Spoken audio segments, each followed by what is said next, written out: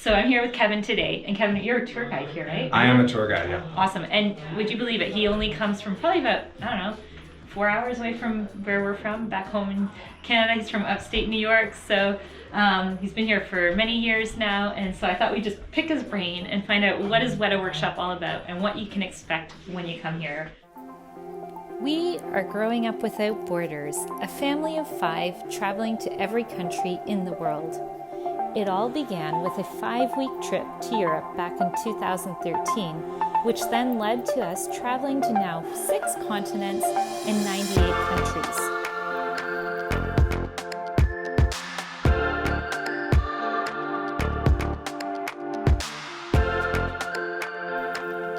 We've been blessed to spend many months here in New Zealand and explored everything from the very top to the very bottom.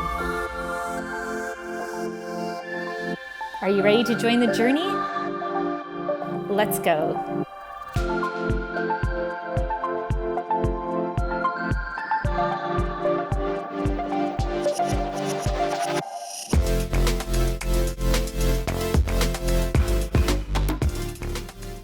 Have you ever heard of movies like Mortal Kombat, Mulan, and of course the famous Lord of the Rings, Avatar, and Narnia? Well, Weta Workshop is behind many different aspects of these productions. They do all sorts of props, as well as all the digital design behind many of the scenes. If you've watched our latest video from Te Papa Museum, you would have seen their work there, where they applied cinematic features to move you emotionally through the War of Gallipoli exposition. The first thing you're going to notice when you arrive to Weta Workshop are these massive trolls that greet you. And by the way, they're perfect for some epic Instagram shots. This is William. William. I guess it's quite like to put their head in his hand. Seems to be the most popular one. And also his Sorry, Julia. juicy parts. And then our cutest is Bert. So we quite often see guests kissing Bert. Aww. We get a kiss either side. Oh, I'm just gonna kiss on the cheek.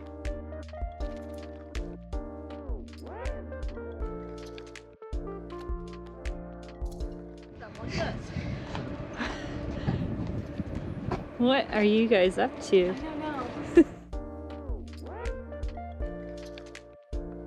They offer different tours, which most of them we couldn't film inside, so we thought the next best thing would be to interview Kevin, who works as a tour guide, and we're going to pick his brain a little bit and share with you some more details about Weta Workshop.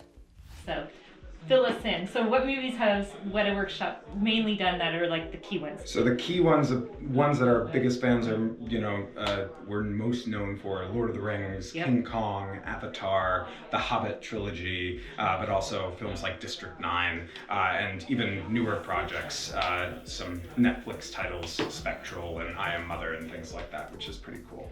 Cool. Yeah. And then when and how did like Weta Workshop come about? Like what is the story behind this place? So it really came about because a lot of creatives moved into Wellington in the 80s and were starting to make these small films. People like Peter Jackson, people like Richard Taylor and Tanya Roger, they were making all these practical effects for TV and their short films they wanted to make.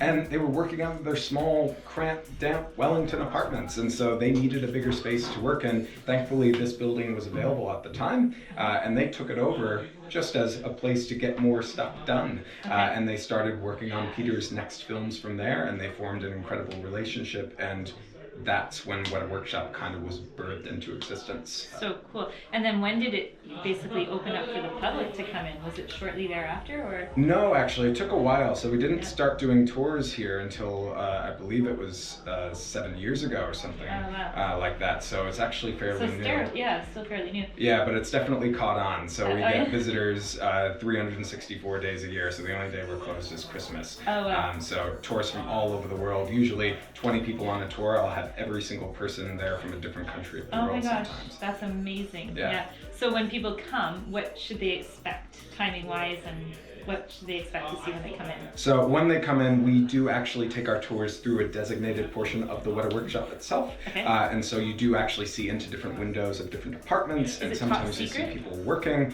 Parts of it can be. We actually do have some screens that we can pull over those windows if something is a bit too obvious what we're working on. That being said, your guide will be able to show you the process of how we make that stuff. You'll be able to see screen use prompts, costumes, and you'll be able to actually, get your hands on some things as well, which is pretty cool. That's awesome. And when people come in to work on a typical day, what is it that they're mainly doing? Like, I'm sure you have different teams that work on different things. Like, Correct. some would be costumes, some would be sculpting or whatever. But what is basically a typical day for making these cool props? Yeah, so 12 different departments, and a lot of the employees will be contractors, so they might only be here for a short period of time. But some of them are a bit more seasoned, and they might have been here for the last 20 years since the Lord of the Rings. So, and a lot of those people are the actual heads of departments these days, which is really cool. So big sense of unity and family here, which is awesome, and it really shows in the work that we do. It's a lot of collaboration, and that's one of the main things that sets us apart from other places, is that we are a design studio and a manufacturing facility, which means the designers who are actually creating the drawings and the designs of the weapons and armor that we're making, they can actually be right next door to the people who will make that sword, which is pretty awesome, because it just means instant feedback. Feedback. So it makes our jobs a lot easier and the work a lot better and more detailed. Sure. Cool. What would you say, and maybe you don't know the answer to this, but what is one of the major challenges that has had to be overcome while making a prop or one of the movies? Has there been like some catastrophe that you've had to? Well, Sorry. the filmmaking process is all about problem solving. So it's constantly problem solving. And when you are working with creatives, sometimes something that does get approved might not actually work once it gets on set, right? And so those things do happen, and sometimes that means something that we may have been working on for 2 months now has to be made in a week, again. So deadlines are the name of the game, really. And is it that you would only know that once you get to the set and you think, oh gosh, that actually doesn't work for what we were thinking? Hopefully not. Okay. So thankfully we do try and form really good relationships with creative directors who come in, and we can show them this stuff beforehand. So we really like to form those relationships and make sure that everything we're making is to their standard and is what they're expecting. But that being said, every project is going to be different, and so it does depend on the actual director and their vision and what we can actually provide for them. Sure. So I guess in that sense then, if they've already made it once, then making it the second time should be somewhat easier, right? So making it in a week could be doable, or under stress. Sometimes a few weeks does work, but it's usually pushing it, and it usually does mean a bit more strain on everyone here. But everyone just buckles down and works together like a big family and gets it done. That's awesome. Which is cool. pretty sweet. And then let's say you're coming, how long should you give yourself when you're coming to see everything, if you really want to experience it and take it all in? If you want to take it all in, give yourself a few hours. I mean, you have the 2 tours, the combo tour is what we recommend, because you get to see all the practical effects and the props and things in the workshop, but then we can also take you around the corner and you can experience some of the miniatures we've made for Thunderbirds Our Go, which is our reboot of the Thunderbirds series. We're not allowed to show a lot of the other miniatures from our films, but it's the same process, and so you really get an amazing insight on something that we're sought after for, which is miniature building, which is another really cool part of what we do. So do you ever do things where kids can come in and experience working as a designer or does that ever exist in New Zealand? Placements, I guess you could say? Internships, not necessarily, just because a lot of the people who we get into work at the workshop are self-taught already. Oh, are they? Because there's not a lot of collegiate or university programs for molding and casting and things like that, prop making specifically. And so a lot of cosplay artists, a lot of amazing designers, and people who have just been doing their hobbies as passions for years and years, and they have thousands of hours of practice a lot of the time. Wow. And so they build up their portfolio, we bring them in, and then when they're here, we will then start to, build up their health and safety knowledge and their actual techniques and what we like to use, and we can teach them the processes that are unique to us. To you guys, and all so your secrets. so they'll already be here working at that point.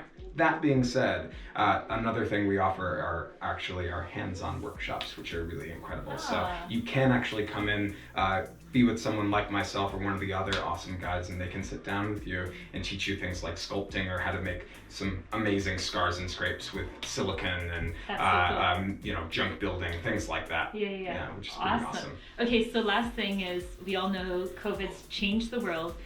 Do you think it's possible that New Zealand becomes the destination for movie making? Just because I've heard, for commercials even, the air quality is amazing, the scenery, you've got all the different, you know, you've got oceans and mountains and mainland and desert kind of looking, and because it's COVID free, do you think this is now going to take over and boom in that industry? I mean, we hope so. The unfortunate thing is we're working with the entire film industry, so it's a lot of collaboration between these big companies here. But that being said, it's worse for all of us if films don't get made. So we're hoping that we can actually rally together and start making as many films here as possible. So we'll cross our fingers. But New Zealand is already the best place to make films anyway. So we just hope that that continues. Cool, awesome. Well, thank you for taking the time. Cheers, thank you, Chantal. That's awesome. Thank Awesome, you so good to much. see you guys. Yeah. Cheers.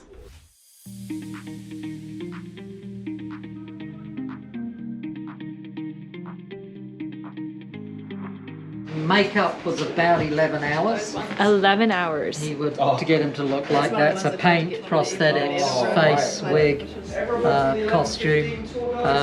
He would then film for anywhere up to 18 hours a day. Wow. And then it was about 5 hours to take the makeup off afterwards. Isn't that amazing, guys? Can you imagine 18 hours of working and 5 hours just to take off your makeup? He's made a name for that sort of stuff around the world as an actor who will do very heavy makeup. So he's the monster in the movie, or he's the Minotaur, or you know, the big heavy creature suits. He specialises in that kind of stuff. So he's been in over 200 movies. Wow. But you'll never see his real face because it's always under makeup. Right. One of the few movies you'll see him in where he's not wearing makeup is he was in one of the James Bond movies as a bodyguard for the baddie. You can hear it nicely there. So that's the original stuff. This is what we use now. So when they're wearing their costumes, it's not as heavy. It's still, I mean, it's still, but yeah. 10 pounds. Look a bit. You No have way. the pattern, and then you just push it together. And then just to finish it off, that'll all be like glued in place. And then you have the normal link, which doesn't open, so you've got to do a pattern between open and closed. Like this. So there's an open link, and then there's a closed link. Yeah. Okay, so they have a documentary where they explain a little bit of the history of Weta Workshop. We're gonna go check that out before our tour. So the movie we just saw was amazing. It explains all the different history of Weta Workshop, Weta Digital, the filmmaking, and I promise you, if you see that movie or that production, you will never watch a movie the same way again. All right, now we're gonna go on a nice tour and see all the behind the scenes. Okay, so this is the top secret area. I will explain after we're out what it was all about, but here we go. Into the secret magical door of filmmaking. Household tinfoil, bigger than 150 years old. There we are. Wow, perfect. There we have Keanu Reeves's left Keanu kidney.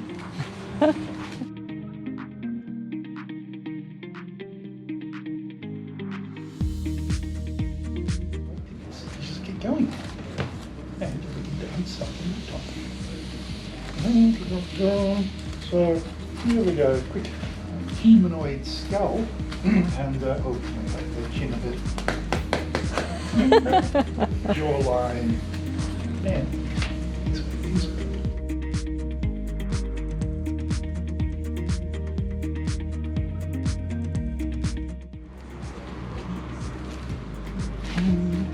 Reverse.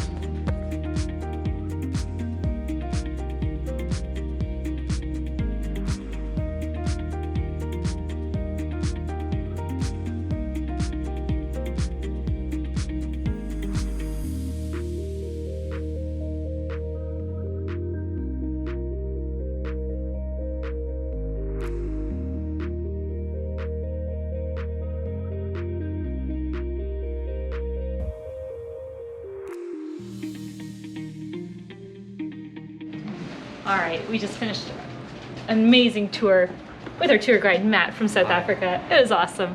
Who's gonna eventually have a Netflix show. That's the plan. Yes. How was it, girls? What was your favorite part? Just seeing everything. Everything, the whole It process? was amazing. I loved it. Now your perspective on movies is completely changed. Yeah. So you guys, that is so worth doing the tour. They have combo tours, or you can just do one tour. One tour is $28. If you do a combo, it's about $48. But yeah, you get to see all the behind the scenes, how it's all made, how these props are made, and the history of it. And it's just seriously unbelievable. Takes about an hour to do.